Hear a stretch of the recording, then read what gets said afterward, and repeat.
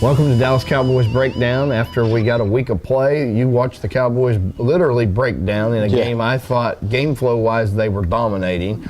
And then they were just lucky to get out with a 1-point win. Yeah. And then after last night with Philly, missing a field goal, struggling to make plays down the stretch, Dallas is the only 1-0 NFC East team. Yeah, and it's never too early to be in first place of the division. And Dallas is. They're fortunate to be there. They did everything they could just about to hand that game to the Giants. I thought your Dumb and Dumber worked pretty well there. Yeah, it did. It seemed like just a Dumb and Dumber type of thing. But yeah, they tried and tried and tried again to just literally hand the ball to the Giants. Say, hey guys, you just go score. But we're really just baiting you. We're just setting it up. We're going to take this in the end. Tony Romo's going to get his 29th, game-winning drive, and from there we'll just go on. I think it was. I called it on Twitter. I think it was Montana-esque. Yeah. Because the Elway, Montana, and those guys, it didn't seem like it mattered what the names of their receivers were out there in that 2-minute instant. Sometimes even without timeouts, like Romo didn't have at the end.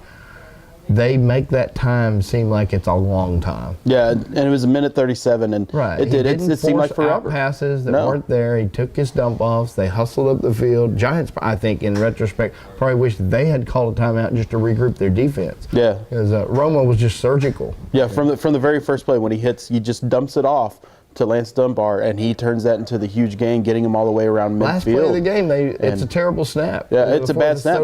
Not even a bad snap. If that ball slips out of his hands and it's intercepted, he's got every excuse in the world. And that's the kind of bad snap that has plagued the Cowboys in some of these situations and in the past. But not even that bad snap could deter Tony Romo from finding his best friend in the world, Jason Witten, just right there in front of the goal line, and then the Giants just, they're not going to keep him out. And the Giants, who you think can be a little better, I do. They should feel decent about their performance. I thought they held up okay in run defense, but they just make so give many. That kind of game. You can't tell your running back not to score in the huddle. The mistakes late, and it's come out that it's Eli Manning who made these calls, who made the change, to a passing play. It's Eli Manning who decided not to fall down. He didn't know the situations. He did not realize how many timeouts the Cowboys told Rashad Jennings not to score, which is about the dumbest thing you've ever heard of. He was clueless about the situation, and your quarterback can't ever be that clueless about the situation, especially a guy like that, a veteran guy. Super Bowl rings in his 10th year. And just signed another contract, signed his last contract with the Giants. And so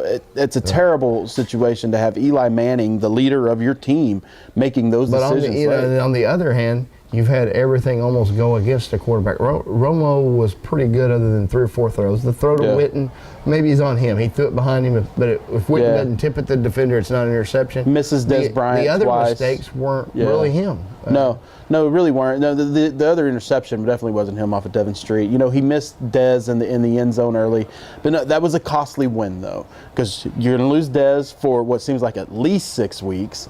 Randy Gregory was just a monster coming off the rushing off the end, and he's done for 4 to 6 weeks. And that kind of sets up. In our next video, we'll talk about where they are going forward with a pass rush, with a receiving, and a quick turnaround at Philadelphia.